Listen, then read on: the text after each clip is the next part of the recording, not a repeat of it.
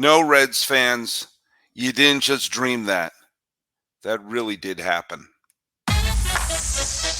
You are Locked On MLB, your daily MLB podcast. Part of the Locked On Podcast Network, your team every day.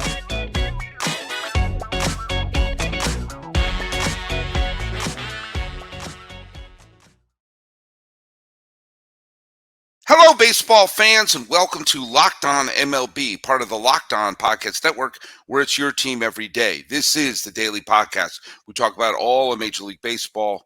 I am your host, Paul Francis Sullivan. Hey, where did my lower third go? Well, you're going to have to trust me that you can call me Sully. There it is. I am an Emmy-nominated television producer who has been a baseball podcaster for the last decade or so, and this is wrapping up the final week of my fifth full season here on the Locked On Podcast Network. Hey, swing for the fences on sleeper picks. You can win up to 100 times your money. Download the Sleeper app and use promo code Locked On, and you'll get a $100 match on your first deposit. Terms and conditions apply. See Sleeper's terms of use for details. Currently operational over 30 states. Check out Sleeper today. Follow us at Locked On MLB Pods on Twitter and Instagram.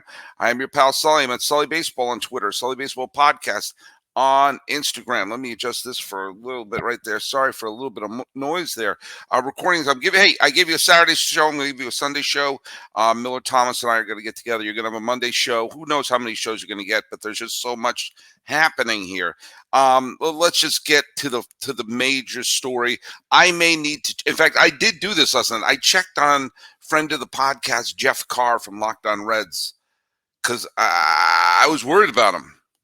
On Friday, the Reds bullpen let up 5 runs to the Pittsburgh Pirates at home. They were in Cincinnati in a critical series where they're chasing the Cubs and the Marlins, where they have to basically win. They can't go on a losing streak at this point. And they looked at the calendar. The Pirates are coming to town. All right, we got this. Weird back and forth game on Friday, and the Pirates came back and won by a single run. Okay, the Reds took care of business in game 2, right? In the game on Saturday, they jumped out to a 9-0 lead, partly because of Christian Encarnacion Strand, whose name is the nightmare of the person who has to sew all those letters on the back of his jersey. But he went out, he had homered, he got a couple of hits, he drove in 4, and the Reds jumped out to a 9-0 lead. Connor Phillips pitched pretty well. He struck out 9 batters in 5 innings. They took him out because, hey, we're up 9-bagel. I think it was 9-3 when he left. But still, you think, okay, it's 9-3 in the 6th. If it was 9-0, remember, I've made this point before. If you forfeited a game, if you say we can't show up or a game's a forfeit or whatever, it goes down in the record book as a 9-0 loss. So for the first part of the game, the Pirates are looking around saying, like, if we stayed in our hotel room and didn't show up to the ballpark, it would be no different than this. But alas, baseball is the greatest sport of them all. You could be down 9-0 and still have a shot. And they started coming back. Alfonso Rivas led the charge. He drove in 5 runs altogether. He got 3 hits. And it just kept happening. And Reynolds hit that 3-run homer. And the minute he hit that 3-run homer, it suddenly became 9-6 in, I believe it was the 6th inning. Then everyone was going, wait a minute, what's going on here? This was a 9-0 game. You know, the Pirates are looking down the dugout to see which middle infielder can pitch. And then they jumped. It just kept coming. The Pirates at one point were up.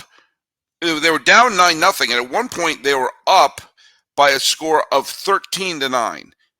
The Pirates scored 13 unanswered runs against a team that has playoff ambitions. This is why you can't circle the calendar and say, like, okay, this is a win, because the Pirates had nothing to lose. The Pirates are like, hey, we're not going anywhere this year. but we're going to take you down with me. We're going to take you down with me. I was about to give a very, very specific reference to the movie Apocalypse Now, where one of the sailors on the boat with Martin Sheen, who hates Martin Sheen, gets impaled, and he tries to pull Martin Sheen onto the spear that's impaling him, so basically saying, I'm about to die, and my last action is to kill you with me. Yeah, you know a game's going badly for the Reds when it brings up images of the Vietnam film Apocalypse Now. And the Reds came storming back. And the Pirates, I couldn't use Bednar. They used a reliever whose name I couldn't pronounce if you gave me 1,000 tries. And then the tying run in scoring position with nobody out. And big hitters coming up. And the Pirates got out of it. Final score 13-12. The Steelers beat the Bengals 13-12. Here's the deal, Reds. It's over. If it's not over, if you come back in these final, 6 games? There's 6 or 7 games left for the Reds, including Sunday. And right now they're 2.5 out of a wild card spot. And they have to leapfrog both Miami and Chicago to do it. This is not how you do it, folks. And the Reds have been in absolute freefall since the beginning of August. They were 10 games over 500 in July. Now they're barely above 500. And if you look at this stretch, look at, in some ways, you have to take a step back. The way this Reds team was set up, nobody had any ambitions for this Reds team. Nobody. I think some people, the most optimistic Red fans in the world, would have said, hey, maybe this is, get close to 500. I thought they'd be close to a 500 team because I thought there was some talent on the squad. And I did, I thought the Cardinals were winning the division. I thought Milwaukee was the only other team that had any ambition for it. And if I was Superman, I spun the world backwards. We went back in time, and I came up to Jeff Carr and every Reds fan in the world and say, hey, on the final week of the season, the Reds would be above 500 and 3 games back in the loss column of a wild card spot and have contended for most of the year. If I had asked 1 million Reds fans, along with Jeff Carr, say, would you take that? I'd get 1 million yeses. But the problem is that they jumped out. First of all, one problem is St. Louis has just absolutely wet the bed this year. And so there was a clear diamond lane to win the division. The Reds were a team that they've been in position for a playoff spot since mid-June when they brought up all the young kids. So since mid-June, Reds fans have been going, chugga, chugga, chugga, chugga. We have a chance chance to win the division. And, they had a hiccup or two, but from, basically from the middle of June right up until the middle of September, with a day or two here where they were not one of the wild card teams. But most of the days for that stretch of time, they've been a playoff team. And they have not been a playoff team since September 20th. And they've been falling like Wile E. Coyote since then. So you have the Pirates come into town. You have every team in the National League wildcard slumping. And the bullpen let up 5 runs on Friday. And that was the bullpen's good day against the Pirates. So, keep in mind, Connor Phillips let up 3 runs. So the bullpen let up 10 runs. I don't know if all of them were earned. I don't have the box score in front of me. I just have my notes. And I don't care. Because at that point, you're splitting hairs. They let up 5 runs. The bullpen let up 5 runs on Friday. They let up 10 runs on Saturday, which means they're going to let up 15 runs today. Does not look good. If you're a Reds fan, it's not. This is horrific. This is horrific, and I think it's too much. I mean, they're down. Was it 3 games in the loss column with a week to play? That's asking too much. So look at games count just as much in April as they do in September. But when you're running out of time, you can't lose games like this. By the way, the Padres lost, so I think the pipe dream of the Padres coming back and winning that finale is not going to happen. But it was fun for when it happened. It brought up memories of the Rockies and the Padres game 163, which was yesterday's trivia question, which I said in game 163, the Padres took the lead in the 13th inning. Which member of the San Diego Padres hit the home run to give them the lead? A couple of people, Big John Murphy, John Murphy Jr., and Court Stell. Surprise, 2 people constantly are getting the questions right. I got to have like a tournament of champions. I can get a bunch of them on for a trivia show. But the answer was Scott Hairston. Scott Hairston of the Hairston family. Jerry Hairston Jr., Jerry Hairston Sr., Scott Hairston is a proud baseball family. And he hit the home run that briefly gave San Diego the lead. And if Trevor Hoffman could have held on to a lead, then we would have all forgotten the 2007 Rockies, except for diehard Rocky fans. So there you go.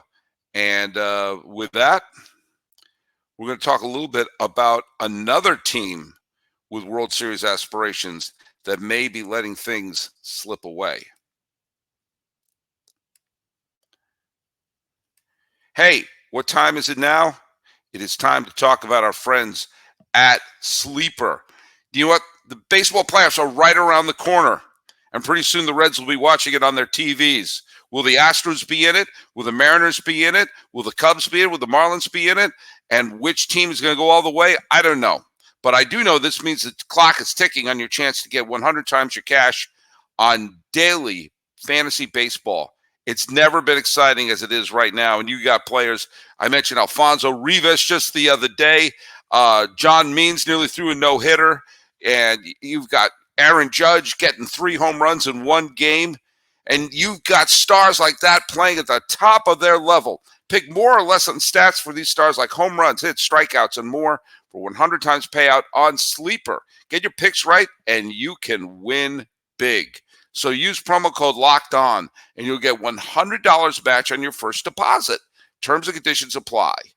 Sleeper's terms of use details, and it is currently available in over 30 states. So chances are you're one of those states. Sleeper, let's win some cash.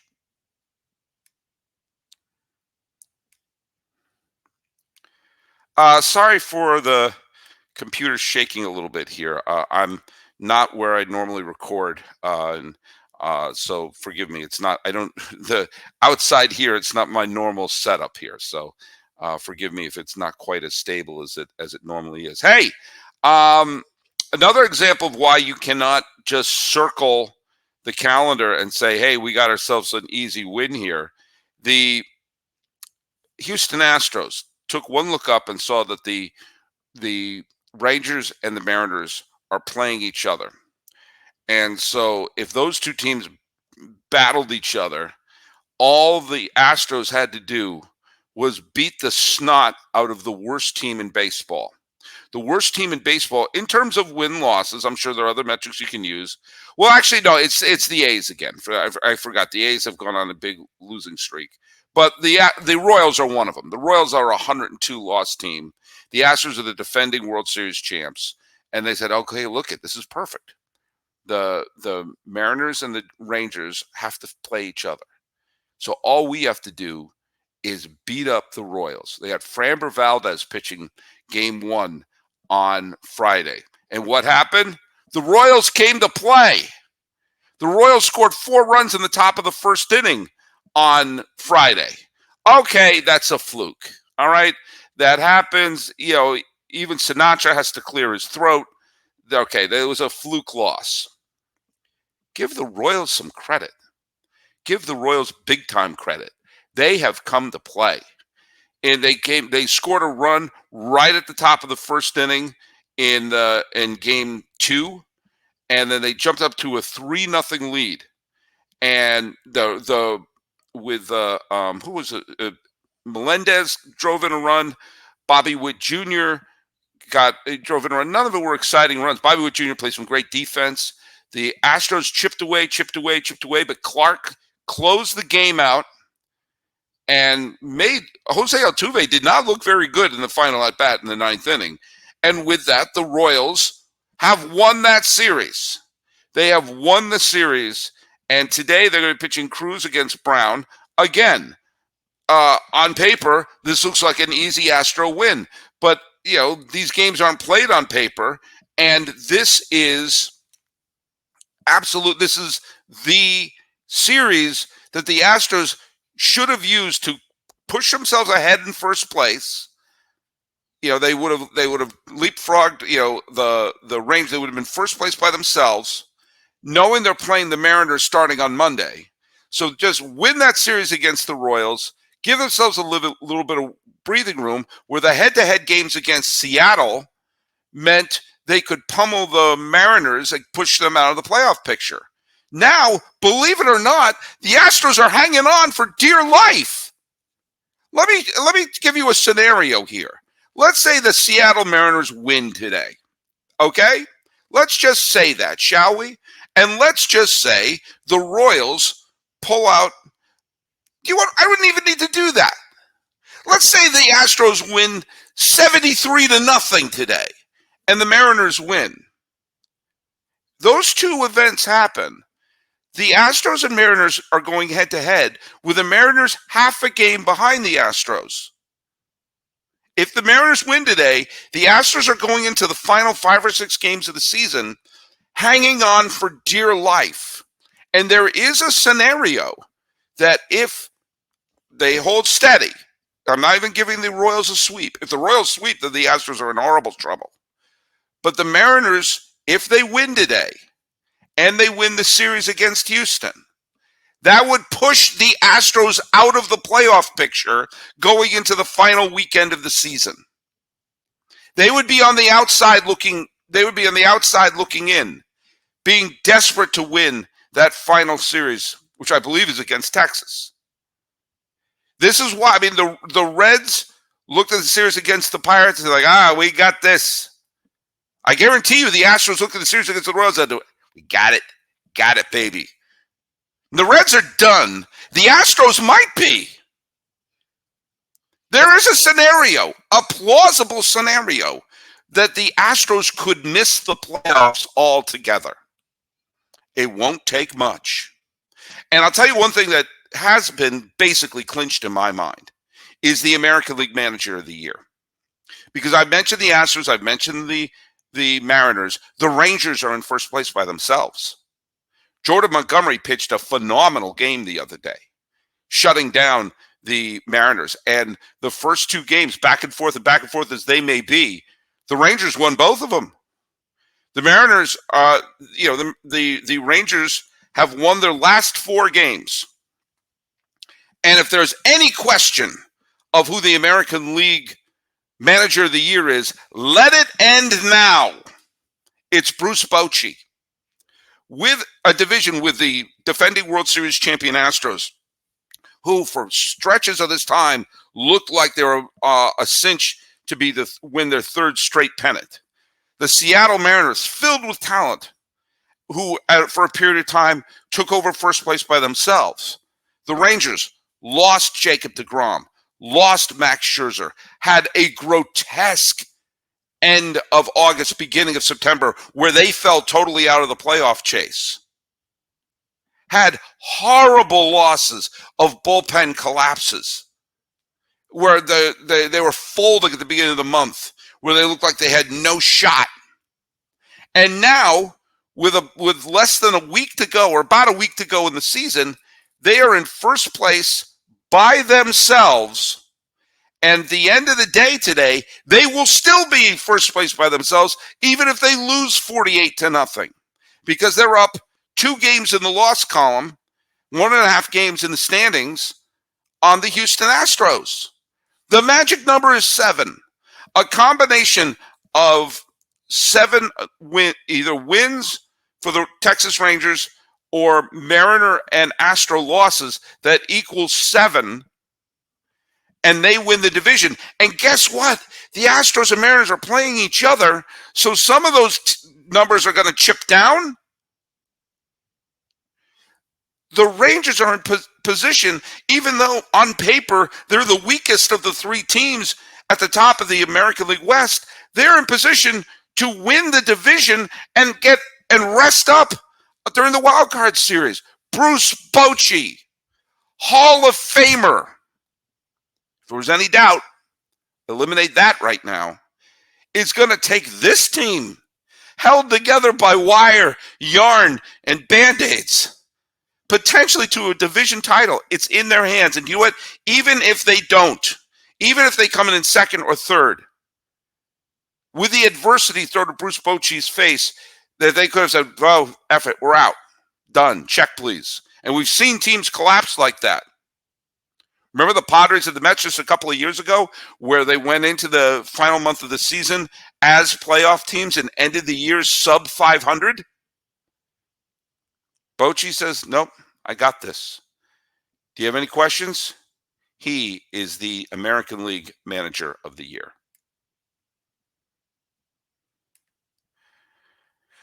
Look, just the other day, I was home with my kids and I was making dinner and I realized I was missing some ingredients. And I got the dog here, got the kids here, cooking stuff already. What am I going to do? I could do a couple things. I could say, "Okay, boys, plan B, we're eating cereal tonight. Okay, boys, plan B, we're eating peanut butter and jelly." Or plan C, let's head on over, dial up DoorDash, and get the extra ingredients and groceries that I need to make the dinner. But Sully, what are you talking about? DoorDash is for getting your Chinese food or your Indian food or your pizza delivered to your home. No. DoorDash is groceries as well. You love the convenience of getting what you want delivered right to your door. With DoorDash grocery delivery, you could stock up for the week or order last-minute cravings conveniently or get those ingredients like I needed to just the other day. By the way, dinner was fine. Thanks for asking. If you need groceries for the week, you don't have time to go to the store like I did the other day, try the grocery delivery. You'll get everything you want delivered when you need it right to your door. Look, we've all used DoorDash for restaurant deliveries. Do it for the groceries. You got thousands of grocery stores to choose from. You'll find the best in your neighborhood and boost your the local economy with each and every order. You'll get exactly what you order, or they'll make it right. You want even more value? You could save on all your grocery and restaurant favorites with a $0 delivery fee. Huh? You don't like those sneaky fees that some people give you. DoorDash does it right. And easy substitutions right in the app. Best-in-class customer support. I can tell you, completely honestly, I've dealt with their customer support. They're on it. And when I've had issues about something, they fix it. They take care of it. That's why I use DoorDash. DoorDash delivers groceries exactly how you want it. Now you can get 50% off your first DoorDash up to a $20 value when you use code LOCKEDON at checkout. Limited time offer and terms apply. That's $50 up to $20, no minimum subtotal, and 0 delivery fees on your first order when you download the DoorDash app in the App Store and enter code LOCKEDONMLB. Don't forget that's code LOCKEDONMLB for 50% on your first order with DoorDash. I actually use it. All right, games are about to start right now. I'm giving you a nice big Sunday bonus here with the ads and everything. It's interesting. More than one person has asked me, because I have friends who are Boston fans and New York fans and San Francisco fans who are looking at this postseason going, who do I root for? And there is one of the things that happens sometimes is you need an enemy as much as you need a team to root for. So for many, many years, if the Yankees are in, people who hate the Yankees root against the Yankees. A lot of people hate the Red Sox. People root against the Red Sox. The Astros have become the new mustache twirlers of baseball. So people, I can't tell you how many people I've asked, said, as long as it's not the Astros. And I'm sorry, H-Town, it's going to be that way for at least a generation. But the Red Sox are in it. The Yankees aren't going to be in it unless Mr. DeMarco has his wish. The Mets are gone. The Giants are toast. And the Astros, there's a scenario where they could miss the playoffs. And there's also a scenario they could get, even if they get into the playoffs, they could get bumped in the first round. So, this could potentially be a year with no clear-cut villain. I mean, I know a lot of people, and Giants fans are going to hate the Dodgers, so I get that. There may be individual teams that you hate, but it's tough to hate the Rays. It's tough to hate the Orioles. It's tough to hate the Rangers. It's tough to hate the Marlins. It's tough to hate maybe someone hates the Braves. I don't think they're quite hateable yet, even though they've had a lot of success. I don't find them quite hateable yet. But if for sentimental reasons, if you can't find a team to root for, I'm going to give you a reason to root for the Milwaukee Brewers. And it comes on several levels. First of all, they are the definition of a small market team. Okay? They have windows of opportunity, which, granted, their window has been open pretty much since 2018. So it's not like this is a sliver of an opportunity. But this might be one of their best chances to do it. They have the pitching staff to win, and they have some of the players to win. And when you have a franchise like that, when they have a sliver of opportunity and they actually do win, it becomes a generational event. Kansas City Royals fans had the back-to-back pennants in 2014 and winning the World Series in 2015. And the Royals stink now. But the memory of what happened, it's already 8 years ago, but still, if you're of the right age, you have that memory of that, and it sort of gives you something to hang on to. The Milwaukee Brewers have never won the World Series. That franchise has never won the World Series. The franchise was created in 1969 when they were called the Seattle Pilots. Sometimes you see me wear my pilot shirt.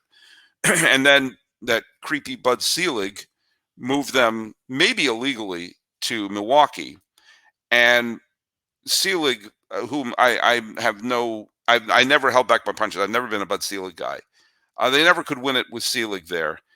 Having them win with Selig, not the owner anymore, would be delicious because it would mean show that Selig was, couldn't do the job.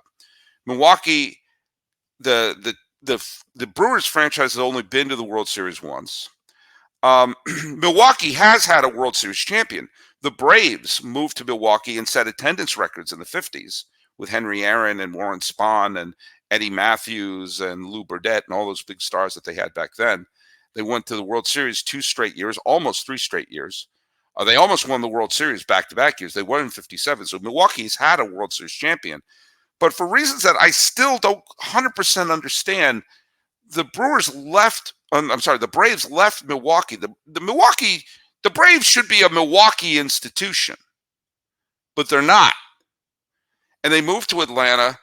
White Sox almost moved to Milwaukee, but and the Brewers showed up there when they did. The Brewers winning the World Series now will make the question of when was the last time Milwaukee won the World Series a lot easier to answer. Because right now I have to say, well, the Brewers haven't won, but the Braves actually won. It's kind of like when the Nationals were in the World Series. The question is, when was the last time Washington won the World Series? Well, the Nationals never won, but the Senators won in 24. And actually, the Negro Leagues team, the Homestead Grays, played in Washington. And this year, so all the stuff you have to throw around. Now it's easy. 2019, done, boom. Could be just as easy with Milwaukee. But here's the main reason, for sentimental reasons.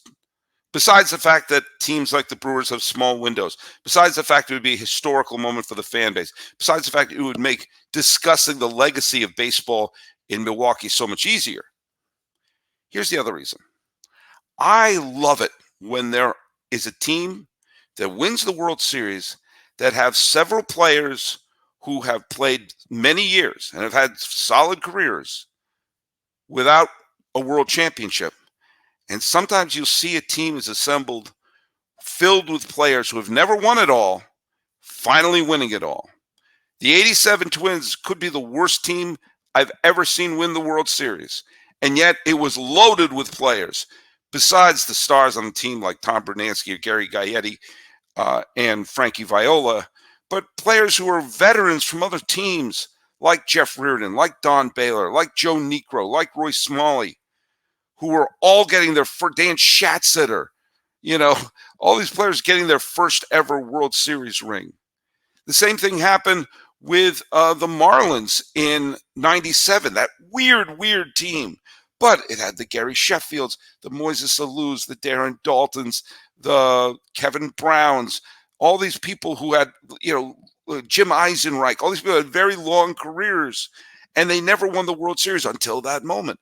Diamondbacks in 2001, besides the stars like Randy Johnson and Luis Gonzalez and the time Schilling, you had players like Mark Grace and Jay Bell and Steve Finley and Reggie Sanders and Mike Morgan and Greg Swindell. All these people had long careers finally getting their ring. The Brewers could be one of those teams.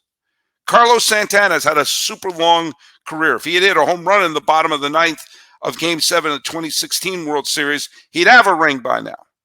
But he's on the team. He's 37 years old, never won a World Series title. Josh Donaldson, love him or hate him, an MVP, had a wonderful career, 37 years old, he's never played in a World Series, let alone win one. Wade Miley, again, late 30s, super long career, wonderful career, never got a ring. Mark Canha, super long career, bounced around a little bit, and has never won. Give him that shot.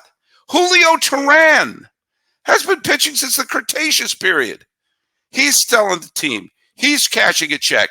He's on the roster. He's never won. Christian Yelich, MVP, someone who helped turn around the culture in Milwaukee, had his ups and downs in his career, deserves a ring. I love teams like that are filled with players that when they win it, you look up and you see it's beyond like, so if someone wins when they're a rookie, that's kind of cool, and I do understand that. But when someone wins and they've been playing and you're like, wow, I finally won it. The Boston Strong Red Sox in 2013 was another team like that, filled with a whole bunch of players who had never won a World Series before, bounced around to a bunch of teams, the Napolis, the Johnny Gomez's, the Koji Uehara's of the world, finally got a ring on their finger. So that's one reason why I'm pulling for the Milwaukee Brewers. It would be sentimental, it'd be historic, and for a lot of the players, it would be a crowning achievement for a long career. Now, speaking about World Series championships and veterans, that brings us to today's trivia question. Today's trivia question is this: who was the oldest player to win the World Series MVP? I'm giving you no hints. The World Series MVP, which is, in my opinion, the pinnacle of the postseason awards, sometimes given to the wrong person. Moises Alou should have won in 1997, not Livan Hernandez. Last year, Framber Valdez should have won, not Jeremy Pena. I digress. Which player was the oldest World Series MVP? Put the answers right down there on the YouTube comment section, or send to Locked On MLB Pods on Twitter and Instagram, or you can follow me. I'm at Sully Baseball on Twitter, Sully Baseball Podcast on Instagram. Games are about to start, and my day is about to begin. I wanted to give you a good Sunday podcast for those of you who listen. Miller and I are going to be doing a show later, and I have a surprise. I've put together an interesting show, which I think will be going on at the end of the week if I get everything together, which was actually done on location. So that should be a fun thing to see. So, talking about the Reds and Astros stubbing their toes, the Royals and the Pirates showing up, Bruce Bochy should be adding to his trophy collection, and the Milwaukee Brewers should tickle your heart. This has been Locked On MLB for the 24th day of September 2023. I am your host, Paul Francis Sullivan. Please call me Sully.